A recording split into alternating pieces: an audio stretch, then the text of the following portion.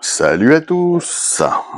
Nous revoici dans la galaxie Dragonard avec cette fois-ci un nouveau kit résine de chez B-Club au 1.144. C'est en fait le Cavalier Zéro, c'est-à-dire l'espèce d'armure qu'on voit, qui est taillé pour le Dragonard One au 1.144. Alors, je vous ai présenté le G.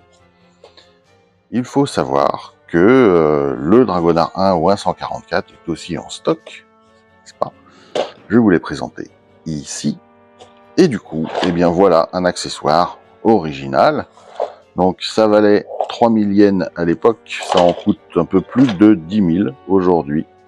La boîte est dans un état irréprochable. Et dedans, eh bien dedans nous avons une notice.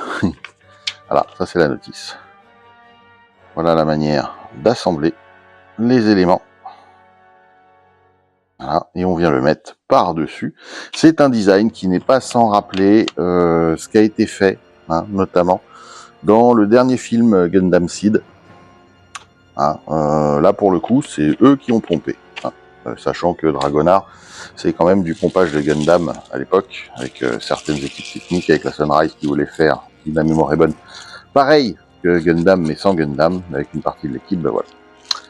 Les pièces, eh bien, nous avons des canons. Alors, il faudra rectifier sur ces vieilles résines, rectifier les gorges ici, qui sont parfois un peu remplies au niveau de la résine. Voilà. Donc, ça laisse à penser qu'on peut orienter ça ultérieurement. On pourra s'amuser à mettre des ball joints. Alors, il n'y a pas énormément de détails, mais les moulages sont quand même propres. Voilà. On a des bulles, comme vous pouvez le voir. Hop, ici. Donc ça, c'est pour l'ami d'Oikim, il sera content de faire ça. Non, je garde ce kit d'Oikim. Non. La coupole supérieure, pour laquelle, comme je vous le disais, il va falloir retailler un peu.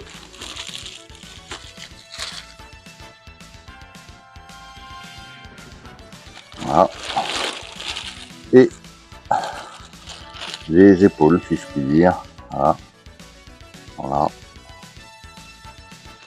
Et donc, à l'avant ici, on met les canons. C'est une grosse bestiole, mine de rien, pour du 144. Mais, alors, les verniers, pareil, les moteurs, sont clairement datés et pourront être remplacés par des petites choses plus actuelles. On a maintenant des pièces plastiques qui valent le coup. Ceci est un petit modèle très très rare maintenant. Il faut dire qu'il n'en avait pas édité beaucoup. Voilà. Mais on peut voir que ça donne une allure complètement différente à notre Dragonard 1 préféré.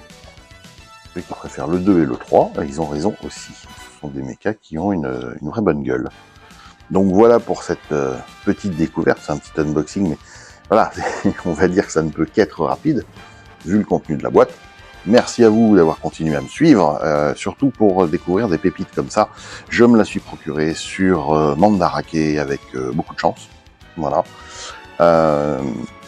En très très très très bon état, pour le coup, meilleur que ceux que j'ai pu vous montrer déjà.